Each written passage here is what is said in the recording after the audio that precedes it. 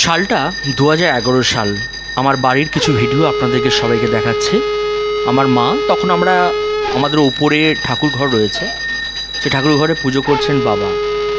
দেখতে পাচ্ছেন বাবার পুজো করছেন।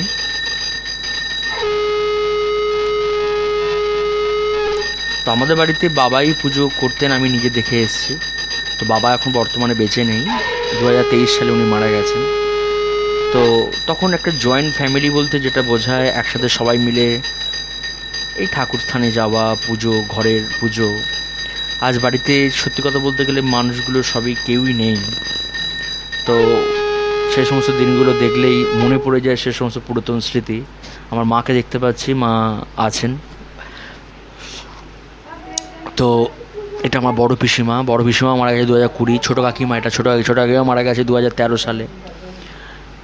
তো সত্যি সবাইকে মিস করি আমরা, কিন্তু পুরাতন ভিডিওগুলো একটা এমন জিনিস, মনে পড়ে যায় অনেক কথা। তো আপনাদেরকে সেগুলি দেখাচ্ছি।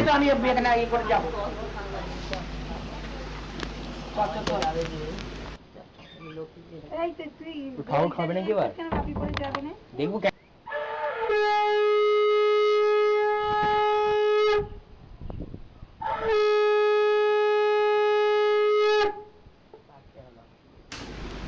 এটা আমার ছোটো কাকিমাকে দেখতে পাচ্ছেন। তখন আমাদের ছোটো কাকুর ছেলে অনেকটাই ছোট, এখন অনেক বড় হয়ে গেছে। আর ছোটো কাকিমা মারা গেছে।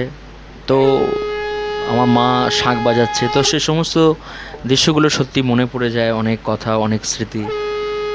তো বাবার পুজো করার ভিডিও ভালো লাগে, তো আপনারাও দেখতে থাকুন সে সমস্ত ভিডিও। কোয়াটা করতে হবে।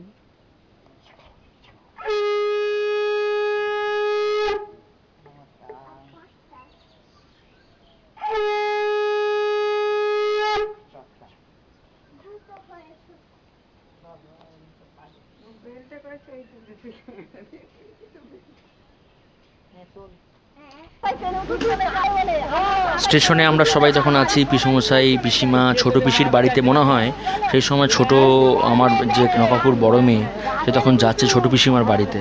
তো স্টেশনে সে সমস্ত ভিডিওগুলো দেখলে মনে পড়ে যায় অনেক কথা, অনেক স্মৃতি।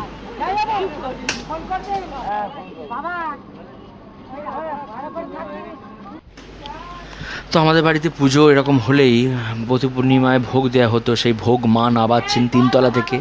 এখন মা পারে না, কিন্তু এই ঘটনাটা 2011 সালের কথা। এখন দেখলে সব মনে পড়ে যায়। মানুষের বয়সের সঙ্গে সঙ্গে মানুষের সব কিছুটাই চেঞ্জ হয়ে যায়। বাবা পুজো করে নেমে আসছেন। তো আপনারা দেখুন সে সমস্ত ভিডিওগুলো।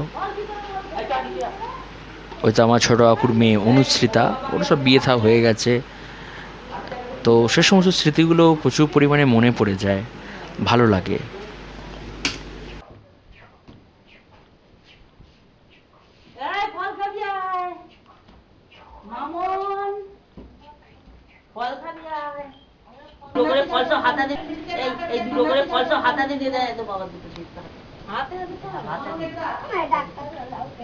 সব দেবো।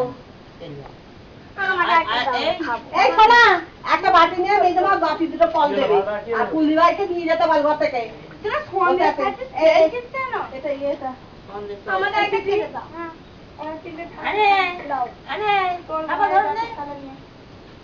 দিয়ে যাও, এই তো দিয়ে যা না, হাত উঠে যা।